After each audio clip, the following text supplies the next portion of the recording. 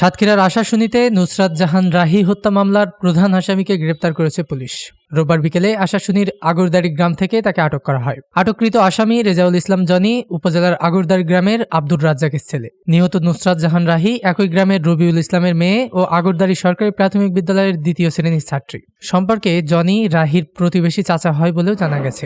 সোমবার দুপুরে আয়োজিত এক সংবাদ সম্মেলনে সাতক্ষীরা জেলা পুলিশ সুপার মনিরুল ইসলাম এসব তথ্য জানান। তিনি জানান, আসামি জনি অর্থনৈতিক সংকটে রাহিকে খাবার কিনে দেওয়ার কথা বলে নির্জন হলুদ খেতে নিয়ে যায়। সেখানে রাহির কানে থাকা সোনার দুল ছিনিয়ে নেয়। রাহি এ ঘটনা বাবা মাকে জানানোর কথা বললে সে রাহিকে শ্বাসরোধ করে হত্যা করে। এরপর তার মরদেহ গুম করতে তার গেঞ্জি ছিঁড়ে হাত পা বেঁধে পাশের পুকুরে ফেলে দেয়। পুকুরের মধ্যে তার দেহটা যখন পাওয়া যায়, আমাদের অফিসার ইনচার্জ আশাশুনি সেখানে দ্রুত ঘটনাস্থলে ছুটে যেয়ে দেখতে পায় মেয়েটার গলা বাঁধা, মেয়েটার হাত বাঁধা এবং পাও বাঁধা।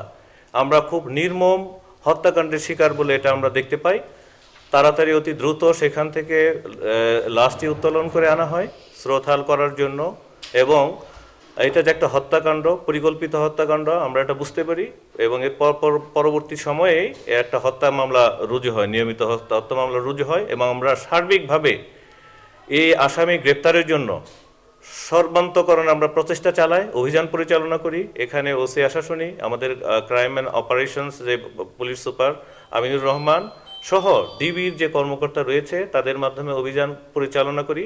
অভিযানের মধ্যে মাত্র ২৬ ঘন্টা অর্থাৎ ১৫ তারিখে আমরা এই আসামিকে গ্রেপ্তার করতে সক্ষম হই। সেই আসামির নাম হলো মোহাম্মদ রেজাউল কবির জনি। তার বয়স ২২ বছর, এবং প্রথম পর্যায়ে সে অত্যন্ত চতুরতার সাথে অস্বীকার করে যে এই হত্যাকাণ্ড বা এই সংশ্লিষ্ট কোনো কথাই সে বলে না, এবং সেই স্মার্টলি উত্তর দেয় এবং তার বাবা মাকে, ভিকটিমের যে ডিসিস্টের বাবা মাকে আশ্বস্ত করার চেষ্টা করে সে বিষয়টিতে মর্মাহত।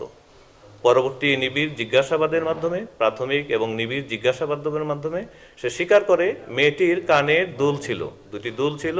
সে আর্থিকভাবে সমস্যাগ্রস্ত ছিল। এই দুলটি তার একটি প্রলোভন মনে হয়েছিল যে দুলটা যদি সে বিক্রি করতে পারে তখন তার একটা আর্থিকভাবে সচ্ছল হবে। সে দুল নিয়ে যায়, কান থেকে ছিঁড়ে টেনে তারপরে দুল নিয়ে যায়, এবং সে পার্শ্ববর্তী একটি জায়গায় সে দুল বিক্রি করে ৯,০০০ টাকা সে পায়। পরবর্তী নিবিড় জিজ্ঞাসাবাদের মাধ্যমে সে হত্যাকাণ্ডের কথা স্বীকার করে।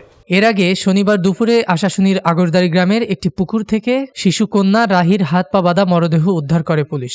এ ঘটনায় রাহির বাবা রবিউল ইসলাম বাদী হয়ে থানায় একটি হত্যা মামলা দায়ের করেন। এ ঘটনায় জনিকে গ্রেপ্তার করা হয়েছে। সাতক্ষীরা থেকে শহীদুজ্জামান শিমুলের পাঠানো তথ্য ও ভিডিও চিত্রে ডেস্ক রিপোর্ট।